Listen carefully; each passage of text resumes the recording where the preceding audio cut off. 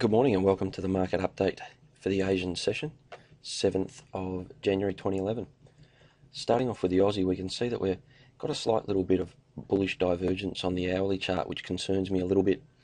But the overall trend is still lower and we've failed to get back up through parity again last night. Preferably bearish is the way I'd prefer to be. Stop loss above parity, but would prefer to sell the rally maybe back towards 99.80 region if we get the chance. Looking at the euro, we'll note that it broke out of that wedge formation last night after doing some pretty decent work around this 131 level. I didn't put in my stop loss entry order yesterday, which was a bit frustrating because I said 70 or 80 was the level to sell the break. What I have actually done this morning is I've established a short position, a very, very small amount just to hang on to, because I personally think that euro will go a lot lower over the next month.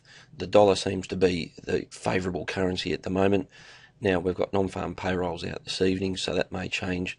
I may put a stop loss on that short position leading into the non-farm payrolls just in case there's a surprise bad number. Everybody's expecting a good number, but failing that, I don't think euro on the day should get back through 130.5.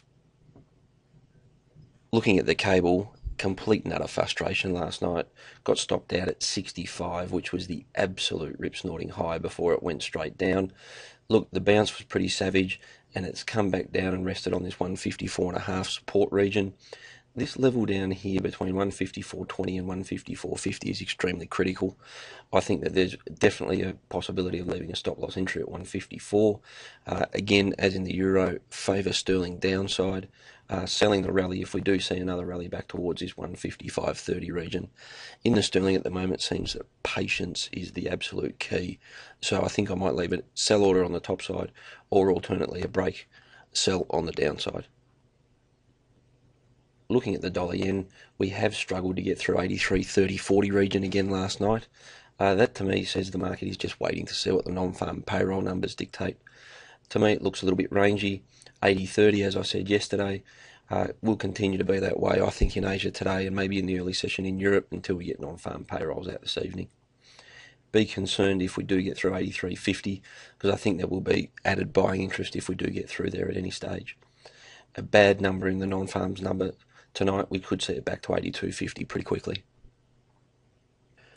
Just having a look at some cross rates now. You have a look at the Euro Swiss. This level here looks like a bit of a congestion period, but also looks like a continuation. Personally, I don't think it goes back through 126. We've got this previous support which will create resistance at 125.70, and I've always been a believer that we're going to go a lot lower. 124.20.30 region is the first target. If you were running a short position, you would want to take your profit down here somewhere between 124.40 and then resell on the break of 123.80.